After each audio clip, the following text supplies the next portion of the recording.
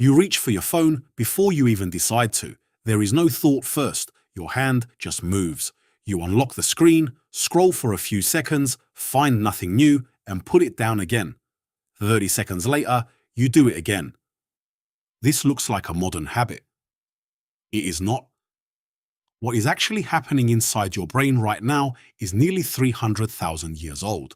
To understand why, you have to go back to a time before phones, before agriculture, before fire was guaranteed. Your ancestors lived as foragers. Every single day, they face the same problem your brain is quietly solving when you check your phone. Where is the food? Where is the threat? What changed since I last looked? Survival did not reward the calm mind, it rewarded the checking mind. Anthropologist Kim Hill spent years studying the Ache people of Paraguay, one of the last groups to live largely as hunter-gatherers into the 20th century. Hill documented something striking.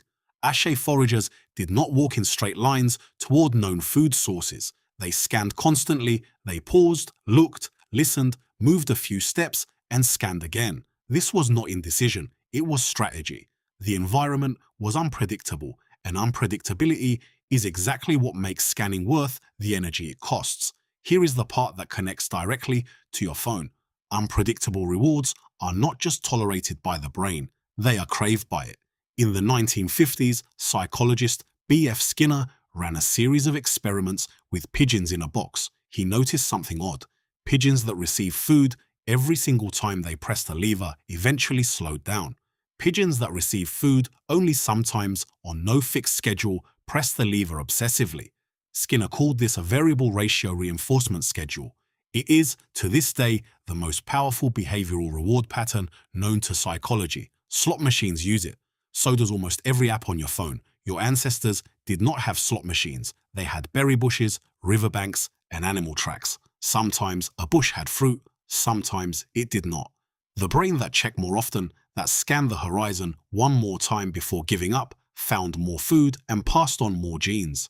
You are descended from the checkers, not the settlers. But wanting to check is only half the story.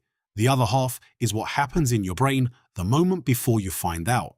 Neuroscientist Wolfram Schultz spent decades recording dopamine neurons in the brains of primates. He expected dopamine to spike when a reward arrived.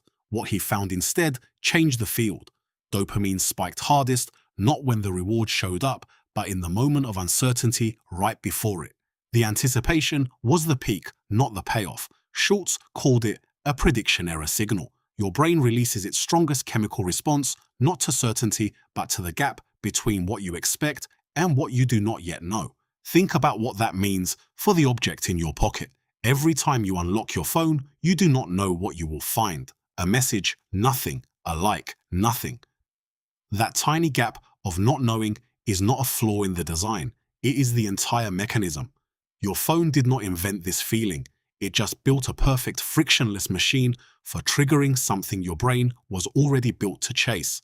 So why does it feel compulsive instead of pleasant? Why does checking your phone so rarely feel like relief? This is where the ancient and the modern start to pull apart. For your ancestors, scanning the horizon had a natural stopping point. Night fell. The group returned to camp. The threat was assessed, the food was gathered, and vigilance could rest, at least for a while.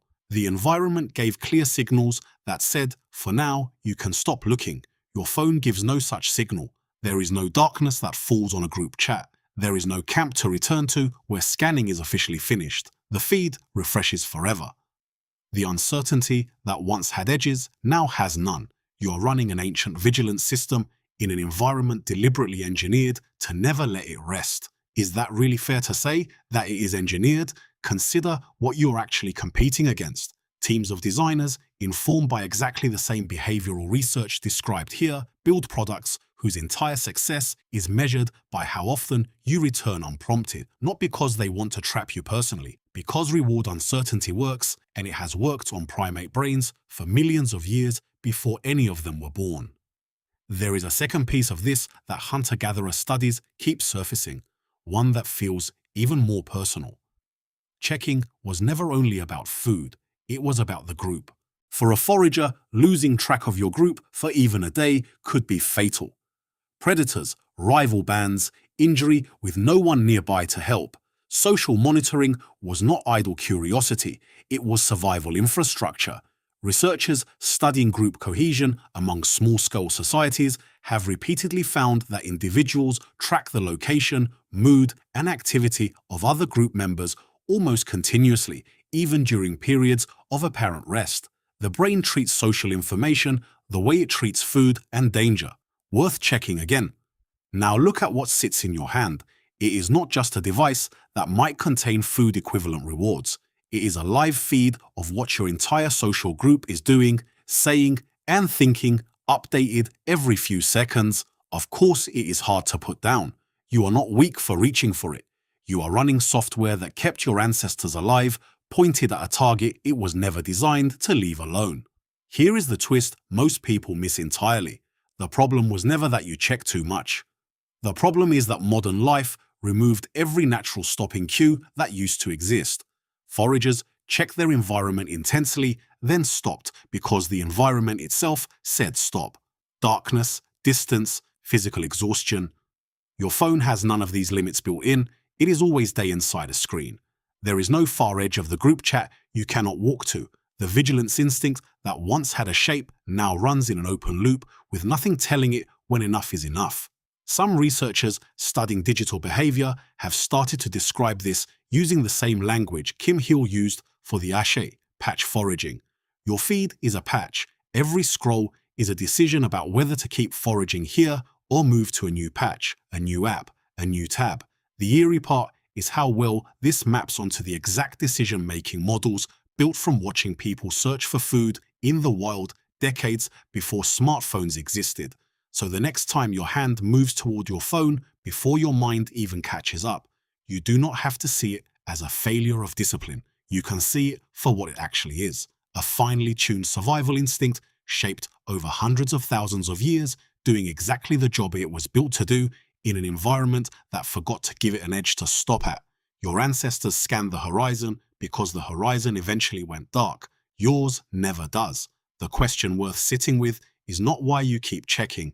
It is what it might feel like to hand your own vigilance a horizon again on purpose before the world does it for you.